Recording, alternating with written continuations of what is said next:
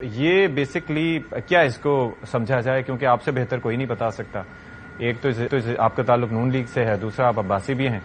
تو یہ ذرا بتائیے گا، یہ جو آج حنیف عباسی صاحب نے فرمایا، یہ اب کیا اسے الیکشن کا بگل بجنا کہیں، ایک انتخابی مہم کی شروعات کہیں، ڈیلیبریٹ اٹیمپٹ کہیں، یا پھر ایسے ہی فرینڈلی فائر کہیں؟ بسم اللہ الرحمن الرحیم. بہت شکریہ.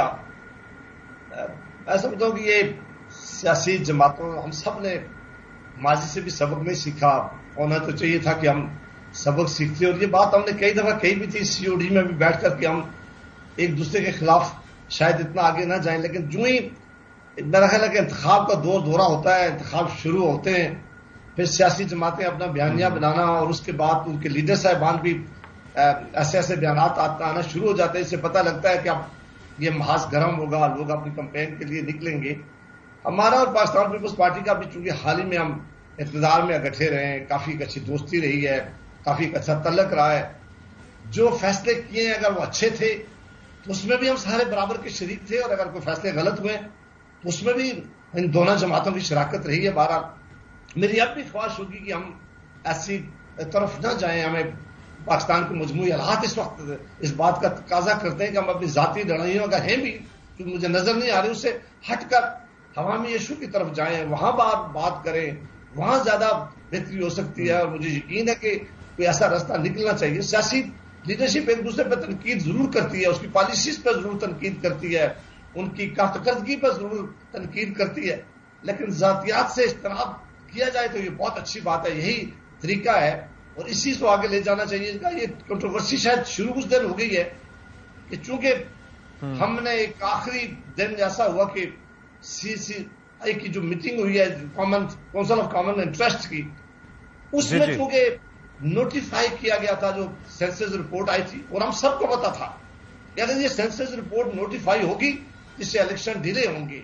پیپلز پارٹی کو بھی پتا تھا، ہمیں بھی پتا تھا. چیف منسٹر آئے اور اس کے پہلے کیبنٹ میٹنگ ہوئی، اور کیبنٹ میٹنگ میں بھی جب کہا گیا کہ سینسس رپورٹ نوٹیفائی کریں گے، تو میرا نہیں خیال کہ پاکستان کے کسی آدمی کو جس کو لا کا پتا ہو یا جس کو اس معاملے کا پتا تھا کہ اگر یہ ہم نے کام کیا تو پھر ضروری بات ہے کہ الیکشن ایکٹ کے نیچے پھر انہوں نے ڈی لمیٹیشن کا پروسیس الیکشن کمیشن نے شروع کر دینا ہے. تو اگر ابھی الیکشن ڈیلے ہوتے ہیں تو اس کی ذمہ داری سیاسی جماعتوں کو، ہماری جماعت سب کو لینی ہوگی کہ ظاہر ہے ہم نے یہ نوٹیفائی کیا تھا 90 ڈیز میں. اب الیکشن مجھے ممکن نظر آ نہیں رہی، اللہ کرے کہ ہو. میں اس کا بہت سخت حمایتی ہوں کہ الیکشن 90 ڈیز ظاہر ہے کہ وہ بات اپنی جگہ تو ٹھیک ہے، لیکن پھر وہ بات یہ آ جاتی ہے نا کہ الیکشن ایکٹ کے تحت تو ہو سکتا ہے وہ لازمی ہوں، لیکن آئین کے تحت وہ لازمی نہیں ہے معاملات. سینیٹر نثار کھوڑو صاحب، آپ ذرا یہ فرمائیے گا کہ یہ جو اس طریقے کی اٹیمپٹ ہے اور اس طرح سے آپ کو لگتا ہے اس وقت، آج ہی میں تذکرہ کر رہا تھا پروگرام کی شروعات میں جب آپ تشریف فرما ہو رہے تھے، کہ اس وقت حالت یہ ہو چکی ہے کہ 15 دنوں میں 41 روپے اضافہ، یعنی کہ مہنگائی کا فریت ایسا ہے کہ غریب کو تو تقریباً نگل چکا ہے، مڈل کلاس شرنک ہو کے ختم ہونے کے قریب ہے. ایسے میں تو تمام سیاسی جماعتوں کو یکجا ہو کر اس حوالے سے بات کرنی چاہیے، یا ابھی وقت آ چکا ہے کہ الگ الگ راہوں پر چل کے الیکشن کی تیاری کی جائے؟ ہو کیا رہا ہے اس وقت؟ دیکھیں، نہ پی ڈی ایم سے پہلے، نہ پی ڈی ایم بننے کے بعد، اور نہ ہمارا پی ڈی ایم کو چھوڑنے کے بعد ان ساری سیاسی جماعتوں کا آپس میں کوئی انتخابی اتحاد نہیں تھا اور نہ کرنا چاہتے تھے. ہر ایک کا اپنا اپنا نقطہ نظر ہوتا ہے. ہاں، اٹیمپٹس ہوئی مختلف ٹائم میں. پہلے مولانا فضل الرحمان صاحب نے اٹیمپٹ کی، لیکن 3 دن کے بعد وہ دھرنا چھوڑ کے چلے گئے اور پرویز الہی صاحب کی ضمانت کو قبول کر کے چلے گئے. پھر مریم نواز صاحبہ نے بھی کچھ نہ کچھ شروعات کی تھی، یہ کچھ نہ کر پائے تو پھر ہم نے پی ڈی ایم جوڑا تھا، اپوزیشن کو اکٹھا کرنے کی کوشش کی تھی. چلتے چلاتے پی ڈی ایم میں ہم پر ایسا کچھ نقطہ نظر آیا کہ جی ہمارے پر شوکاز نوٹس نکلنے شروع ہو گئے. اتحاد میں کبھی شوکاز نوٹس نکلتے نہیں ہیں، اور وہ تب ہوا تھا جب مولانا فضل الرحمان صاحب نے لانگ مارچ کی ڈیٹ اناؤنس کر کے پھر پوسٹ پون کر دی تھی.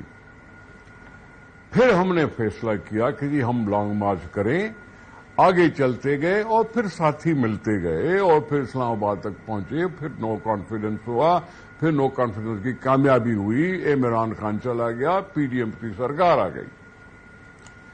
پی ڈی ایم کی سرکار میں حصے داری پیپلز پارٹی کو ضرور ملی۔ چیئرمین بلاول بھٹو صاحب نے وزیر خارجہ کا منصب کافی دنوں کے بعد اٹھایا تھا، لیکن ہمارے پر جو ذمہ داری ملی ہم نے نبھانے کی کوشش کی۔ اس تناظر میں یہ جو بیانات آپ نے سنائے تو ہمارا منہ کھولنے میں دیر نہیں لگے گی۔ میاں صاحب ہوں، پی ایم ایل این ہو، کوئی اور ہو، ہمارے منہ بند نہیں کیے کسی نے۔ ہم صرف سیاست کو ہی جان سے دور کرتے رہنے کی کوشش کرتے۔ عمران خان نے ہی جان پیدا کیا، ہم نے اس کی بھی کوشش کرنے کے لیے آ کے بھائی عقل کرو، یہ کرو، پاکستان متحمل نہیں ہو سکتا اس ہی جان کا۔ اب جیسے آپ نے مہنگائی کی بات کی، مہنگائی کی بات میں کب سے کب تک شروع کروں؟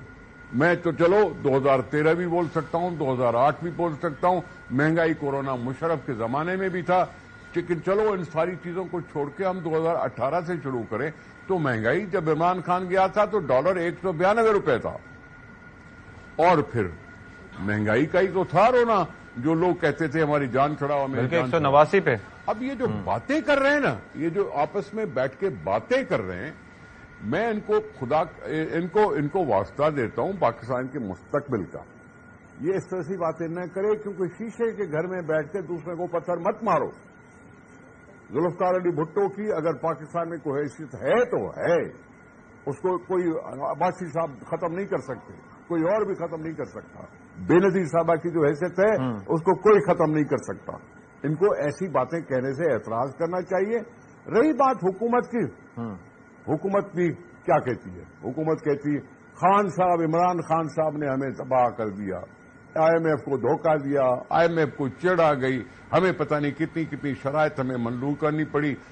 چاہیے ضرور تھا آئی ایم ایف کا پیکج، کیونکہ پاکستان ڈیفالٹ ہو رہا تھا، اس لیے ہم نے کر دیا، اب برداشت کرنا ہے۔ اور بم چھوڑنے والی بات جو ہے نا سر، اب تو ایسی بات ہے کہ روزانہ کوئی نہ کوئی نیا بم چھٹ جاتا ہے کہ لوگوں کو عادت سی پڑ گئی ہے اب بموں کی۔ اب تو لوگوں کو عادت سی نہیں پڑی۔ میں وہی بات کر رہا ہوں نا کہ وہ بالکل ایک عجیب کیفیت میں ہے۔